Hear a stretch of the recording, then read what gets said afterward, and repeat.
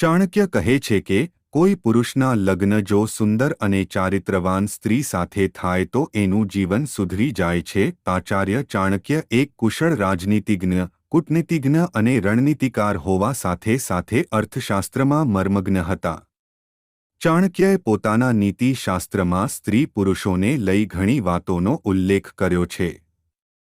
ચાણક્ય કહે છે કે કોઈ પુરુષના લગ્ન જો સુંદર અને ચારિત્રવાન સ્ત્રી સાથે થાય તો એનું જીવન સુધરી જાય છે.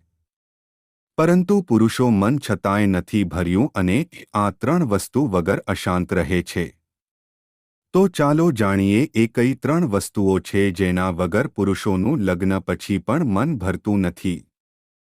પહેલી ઈચ્છા પૈસા. દરેક વ્યક્તિ વધુને વધુ પૈસા કમાવવા માંગે છે.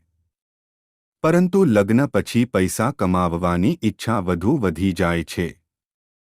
ચાણક્ય કહે છે કે લગ્ન પછી પુરુષ હંમેશા વધુને વધુ પૈસા કમાવવાનું વિચારે છે. પૈસા કમાવવાની ઈચ્છામાં તે ઘણીવાર ખોટા રસ્તાઓ અપનાવે છે, જેના પછી તે બધું ગુમાવી દે છે. બીજી ઈચ્છા ખોરાક.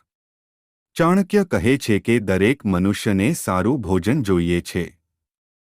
જ્યાં સુધી પુરુષ સિંગલ રહે છે ત્યાં સુધી તે વિચારે છે કે લગ્ન પછી તેની પત્ની તેની ખોરાકની ઈચ્છાઓ પૂરી કરશે, પરંતુ આવું થતું નથી.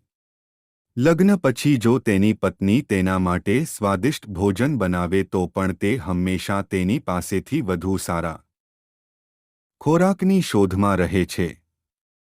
કેટલીકવાર પતિ-પત્ની વચ્ચે ભોજનના કારણે મતભેદ થાય છે. ત્રીજી ઈચ્છા ઉંમર. ચાણક્યના મતે પુરુષ બને ત્યાં સુધી વધુ જીવવા માંગે છે. લગ્ન પછી પુરુષોની આ ઈચ્છા વધી જાય છે.